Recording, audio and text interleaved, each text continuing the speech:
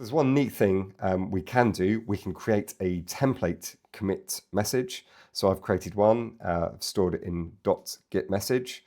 It's just got some emojis, so we can pick the relevant emoji for whatever the commit, for whatever the change is. And it's just kind of got a reminder we need to put summary details, maybe a linked Trello card. So we need to tell Git about this template message.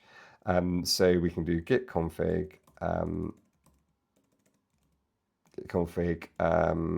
commit.template, and then the name of the template file. So in this case, it's git message. And if we take a look, we've got some files. So we're going to run,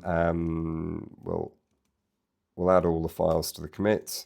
So we've got both files are now staged. And if we run git commit now, it is populating our template message, and then we can just make whatever updates we need to do. And obviously this will be a prompt for me to fill in all of these details. So we can save that message. And if we look at our message, it's kind of got the message that we added there.